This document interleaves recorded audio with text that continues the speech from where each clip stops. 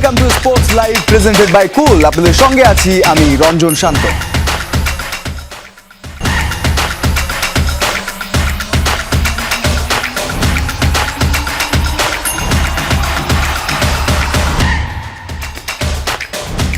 একটা অন্যরকম উৎসবের আমেজে মেতেছে তিলোত্তমা শহর কলকাতা, কারণ আসছেন লিওনেল মেসি। 2011 সালের পর কেটে গেছে এক যুগেরও বেশি সময় এবং তারপর লিওনেল মেসির পা পড়ছে আবারও কলকাতায়, এবং সেটা নিয়ে অন্যরকম একটা আমেজ, অন্যরকম একটা উত্তেজনা। আরও 3টা জায়গায় লিওনেল মেসি যাবেন, তবে আজ রাতেই কলকাতায় পা রাখছেন। সুয়ারেজ এবং ডিপল সঙ্গে আসবেন, অনেক অনেক শিডিউল রয়েছে তাকে ঘিরে, এবং প্রথমবারের মতো শাহরুখ খান, বলিউড কিং, তিনি একই মঞ্চ শেয়ার করবেন মেসির সঙ্গে। কলকাতাবাসীও কি বলছে সবকিছু জানবো প্রতিবেদনে।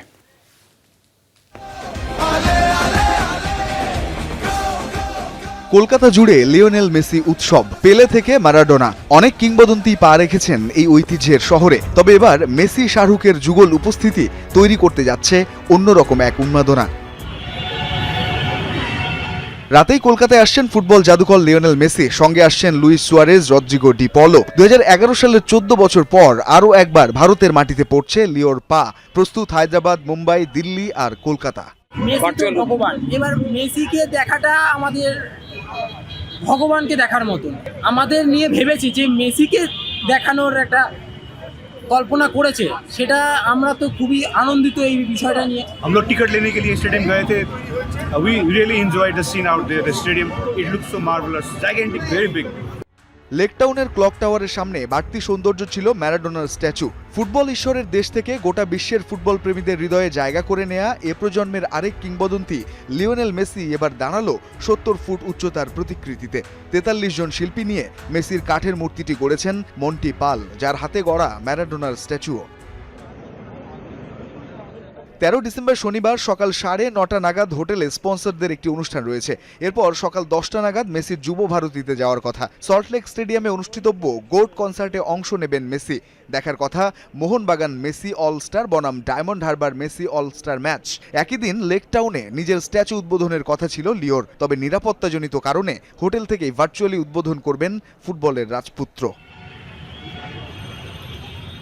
কলকাতায় মেসিকে দেয়া হবে রাজকীয় সংবর্ধনা, যেখানে থাকার কথা নিজেই জানিয়েছেন বলিউড কিং শাহরুখ খান। থাকবেন মমতা ব্যানার্জি ও সৌরভ গাঙ্গুলিও। ভারতের প্রথম ক্লাব হিসেবে 1911 সালে মোহনবাগান ইস্ট ইয়র্কশায়ার রেজিমেন্টকে 1-2 গোলে হারিয়ে যে ঐতিহাসিক আইএফএ শিল্ড জিতেছিল, সেই ঘটনার স্মারক হিসেবে 1911 সালের অনুকরণে বিশেষভাবে তৈরি জার্সি তুলে দেওয়া হবে মেসির হাতে। দিনব্যাপী নানা আয়োজনে অংশ নিয়ে ওই দিনই কলকাতা থেকে হায়দ্রাবাদের উদ্দেশ্যে রওনা হওয়ার কথা রয়েছে মেসির।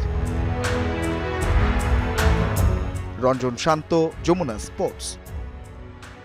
খুবই স্বাভাবিক, লিওনেল মেসি ফুটবলের জন্য, লিওনেল মেসি প্রতিটি ফুটবল ভক্তের জন্য অন্যরকম এক পাওয়া।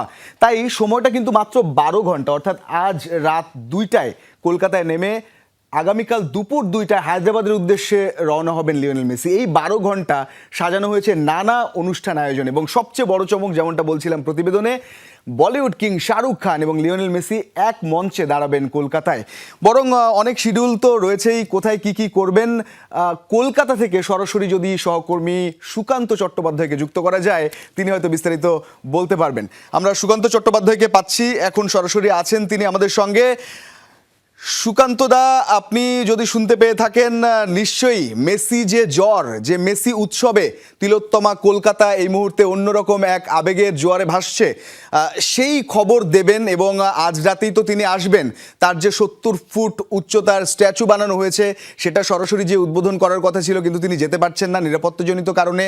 তবে শাহরুখ খান থাকবেন, সৌরভ গাঙ্গুলি থাকবেন, মমতা ব্যানার্জি থাকবেন, কনসার্টস রয়েছে। এই যে গোট কনসার্ট কিংবা গোট ট্যুরকে নিয়ে সব মিলে জানাবেন এই মুহূর্তে উত্তাপ কেমন কলকাতায়? দেখুন, যথেষ্টই উত্তেজনা রয়েছে, কারণ ফুটবলের শহর কলকাতা, এবং কলকাতায় শুধু মেসি নয়, এর আগে কিন্তু মারাদোনা এসেছিলেন, এবং ফুটবল সম্রাট পেলেও কিন্তু বহুবার এই কলকাতার মাটিতে এসেছিলেন। সুতরাং মেসিকে ঘিরে নতুন প্রজন্মের যে উদ্দীপনা, সেটা কিন্তু আজ রাত 2টোর সময় কলকাতা বিমানবন্দরে তিনি নামবেন, নেতাজি সুভাষচন্দ্র বসু আন্তর্জাতিক বিমানবন্দরে, এবং সেখান থেকে তিনি হায়াত রিজেন্সি একটি হোটেলে তিনি সেখানে রাত্রি যাপন করবেন। সেখান থেকে পরের দিন সকালবেলায় তার কিন্তু শিডিউল রয়েছে, খুব টাইট শিডিউল, এবং বেশ কিছু প্রোগ্রাম তার কিন্তু ইতিমধ্যেই বাতিল করা হয়েছে নিরাপত্তাজনিত কারণে। কারণ বিমানবন্দর থেকে তাকে হোটেল পর্যন্ত যেতে যে মানুষের জনতার ভিড় সামলে যেতে হবে, সেটা কিন্তু পশ্চিমবঙ্গের যে রাজ্য পুলিশ সেই নিরাপত্তা দিতে কিন্তু অস্বীকার করেন। তার কারণে কিন্তু বেশ কিছু তার শিডিউল চেঞ্জ করা হয়েছে, বেশ কিছু প্রোগ্রাম ভার্চুয়ালি কিন্তু তিনি করবেন। সব থেকে বড় কথা যে মেসির সঙ্গে দেখা করতে কিন্তু কলকাতার মাটিতে আসছেন আর এক চলচ্চিত্রের তারকা শাহরুখ খান। এছাড়াও বাংলার আমাদের ক্রিকেটের দাদা সৌরভ গাঙ্গুলি তিনি যেমন থাকছেন, বাংলার মুখ্যমন্ত্রী মমতা বন্দ্যোপাধ্যায় থাকছেন। এছাড়াও কলকাতার প্রোগ্রাম সেরে আগামীকাল দুপুরবেলায় কিন্তু তিনি হায়দ্রাবাদ চলে যাচ্ছেন। সেখানেও কিন্তু বেশ কয়েকটি কর্মসূচি রয়েছে, তেলেঙ্গানা সরকারের কর্মসূচি রয়েছে। হায়দ্রাবাদ থেকে তিনি কিন্তু মুম্বাই যাবেন। মুম্বাইতে কিন্তু ভারতীয় ক্রিকেট ক্লাবের যে প্যাডেল ক্লাব আছে সেখানে অংশগ্রহণ করবেন। 4:30 সময় সেলিব্রিটি ফুটবল ম্যাচ আছে মুম্বাইতে। তারপর কিন্তু বিকেল 5:30টায় ফ্যাশন শোয়ে থাকবেন ওয়াংখেড়ে স্টেডিয়ামে। এরপরে কিন্তু তিনি 15ই ডিসেম্বর নয়াদিল্লিতে প্রধানমন্ত্রী নরেন্দ্র মোদীর সঙ্গে সাক্ষাৎ করবেন। সেখানে অরুণ জেটলি স্টেডিয়ামে কিন্তু একটি প্রদর্শনী ম্যাচ হবে এবং সেখানে একটি পুরস্কারও আছে, মিনার্ভা একাডেমি খেলোয়াড়দের পুরস্কার প্রদান করবেন। তারপরেই কিন্তু 15 তারিখ তিনি কিন্তু রাত 7টার সময় তিনি কিন্তু দিল্লি বিমানবন্দর থেকে এই যে তার সফরসূচি সেটাকে নিয়ে কিন্তু ইতিমধ্যে একদিকে যেমন পশ্চিমবঙ্গে তেমন হায়দ্রাবাদ এবং মহারাষ্ট্র সরকার, পাশাপাশি দিল্লি সরকার এবং কেন্দ্রীয় সরকার যথেষ্ট নিরাপত্তা বলয় তৈরি করেছে।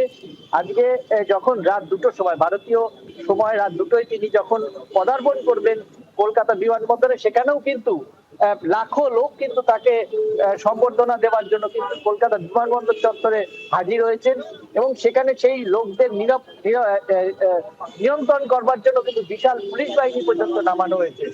এমনকি যে মেসির যে যাত্রা পথ তার দুই ধারেও কিন্তু যথেষ্ট সিসি ক্যামেরা এবং পুলিশি নিরাপত্তা কিন্তু জোরদার করা হয়েছে। অর্থাৎ বিমানবন্দর থেকে হায়াত হোটেল এবং আগামীকাল যে অনুষ্ঠানটি, মূল অনুষ্ঠানটি কলকাতায় হবে, সেটি কিন্তু যুব ভারতী ক্রীড়াঙ্গনে হবে। সেখান থেকে কিন্তু তিনি এয়ারপোর্ট হয়ে আবার হায়দ্রাবাদ চলে যাবেন 2:20 তার একটি 70 ফুটের একটি মূর্তি, মর্মর মূর্তি কিন্তু আগামীকাল উদ্বোধন হবে এই কলকাতা শহরে। নিজের মূর্তি তিনি নিজেই উদ্বোধন করবেন।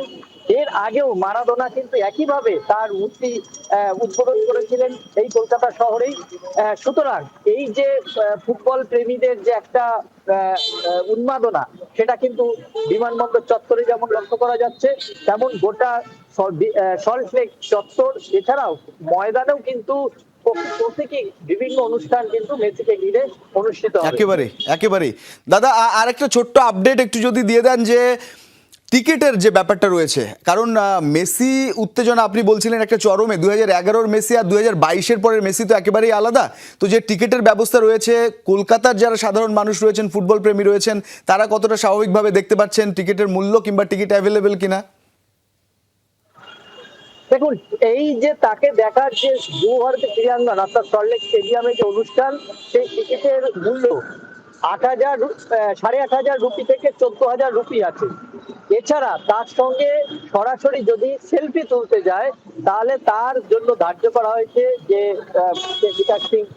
সংস্থা 10 লক্ষ টাকা।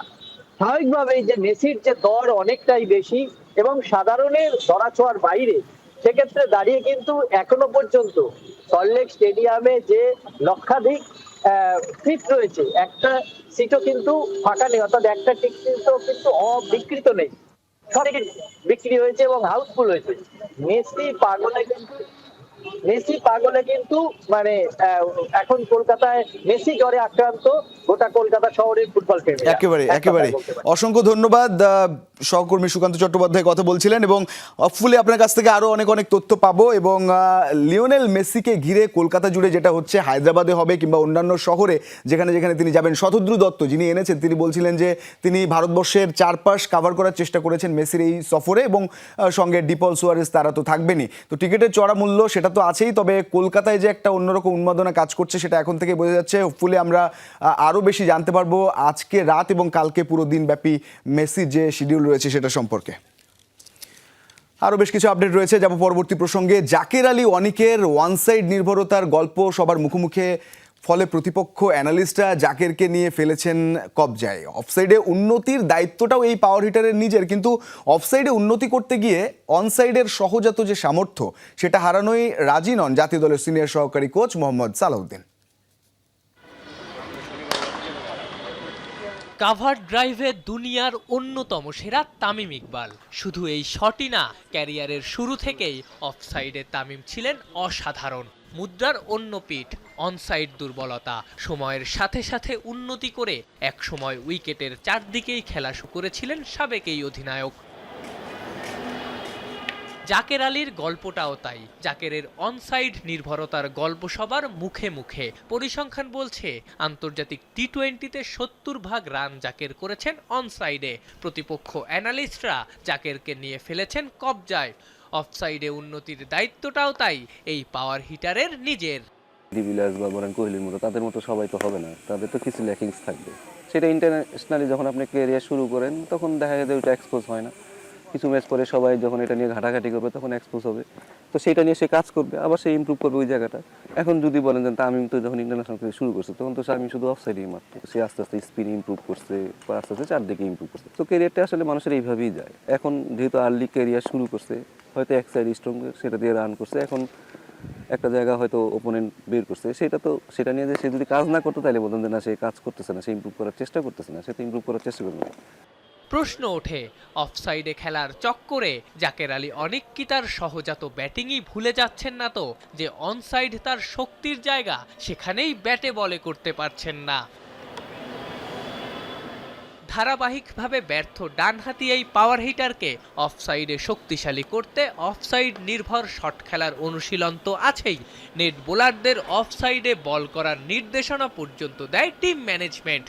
তাতে আবার হিতে বিপরীত হবে না তো? তার স্ট্রেংথটা তো আমি আবার বন্ধ করে দিতে পারবো না, কারণ আপনি যদি আপনার স্ট্রেংথটা বন্ধ করে দেন আপনি আসলে ইন্টারন্যাশনাল রান করতে পারবেন না। আপনাকে স্ট্রেংথটাকে আরও স্ট্রেংথ বানাতে হবে, যেগুলো আপনার সমস্যা আছে সেটা থেকে আপনি কীভাবে ওভারকাম করতে পারেন সেই প্রসেসটা আসলে আপনার জানবে। আস্তে আস্তে এটা হয়তো ইমপ্রুভমেন্ট হবে। ব্যাটে রান নাই, মাঠের বাইরে সমালোচনাও তীব্র, তবুও ভেঙে পড়েননি জাকের। জাতীয় দলের সিনিয়র সহকারী কোচের মুখে তাই জাকেরের মানসিক শক্তির প্রশংসা। অন্য অনেক ছেলে হয়তো করলে হয়তো ভেঙে পড়তো, বাট তার কিন্তু ওগুলো রিকভারি করে ফেলছে। Thank you. Afnan Piyal, Jamuna sports, Dhaka. কলকাতায় একটু আগে কিংবদন্তি লিওনেল মেসি, ফুটবল কিংবদন্তিকে যাওয়ার যে খবর সেটা দিচ্ছিলাম, তবে ঢাকায়ও কিন্তু একজন কিংবদন্তি আসছেন। তিনি ক্রিকেটের কালই ঢাকায় আসছেন। ঢাকা ক্যাপিটালসের ব্র্যান্ড অ্যাম্বাসেডর হিসেবে নিয়োগ পাওয়া পাকিস্তানি কিংবদন্তি শোয়েব আখতার। তবে টুর্নামেন্ট চলাকালীন সাবেক এই গতি তারকা থাকবেন কিনা সে নিয়ে শঙ্কার কথা জানিয়েছেন দলটির কর্ণধার আতিক ফাহাদ। পাকিস্তানি ক্রিকেটারদের অনাপত্তিপত্র পাওয়া নিয়েও দুশ্চিন্তার কথা জানিয়েছে ক্যাপিটালস।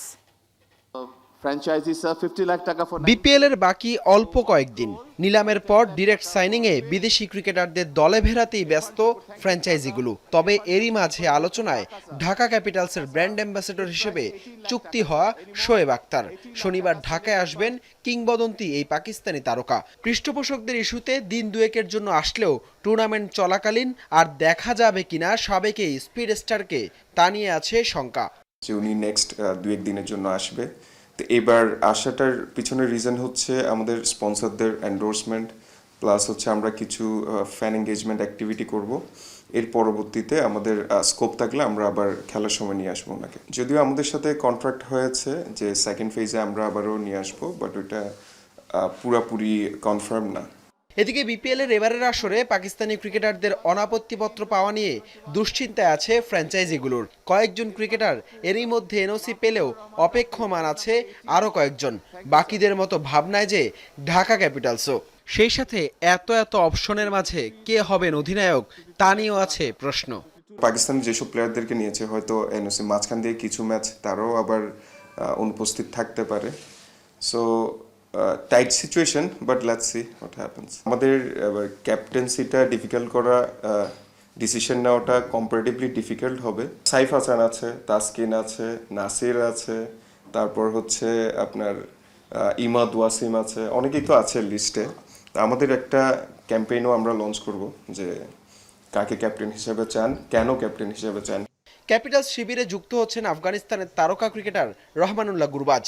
শনিবার দলটির পক্ষ থেকে নিশ্চিত করা হয় গণমাধ্যমে। মূলত আইএল টি-20-র কারণে শুরু থেকে অ্যালেক্স হেলসের সার্ভিস পাওয়া নিয়ে আছে শঙ্কা, যার কারণে ব্যাকআপ হিসেবে গুরবাজকে দলে ভিড়িয়েছে ফ্র্যাঞ্চাইজিটি। আমরা কন্ট্রাক্ট করেছি হচ্ছে গুরবাজের সাথে, কারণ গুরবাজ অথবা অ্যালেক্স হেলস এনিওয়ান যদি আপনার আমরা ওনাদের গ্রুপ পর্বের পরপরই যদি যে কোনো একজনকে পাই, সেটা আমাদের জন্য একটা প্লাস পয়েন্ট।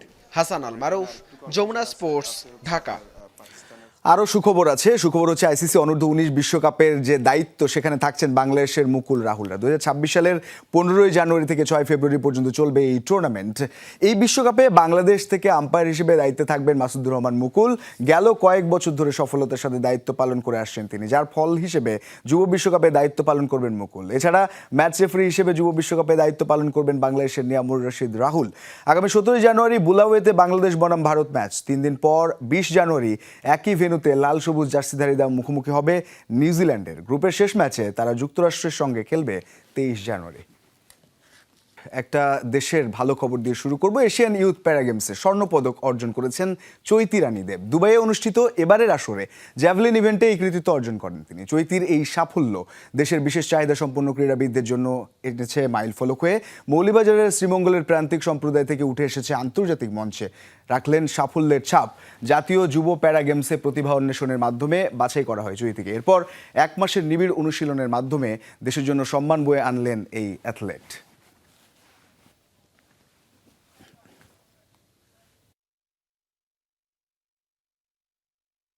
আমরা ভারতের নীরাজ চোপড়ার কথা জানি, জ্যাভলিন থ্রোতে যিনি অলিম্পিকে স্বর্ণ জয় করেছিলেন। এদেশের চৈতিরা বড় হোক, দেশের জন্য আরও বড় বড় অর্জন বয়ে আনুক সেই প্রত্যাশায়। এই ছিল আজকের স্পোর্টস লাইভ। এতক্ষণ সঙ্গে থাকার জন্য ধন্যবাদ সবাইকে।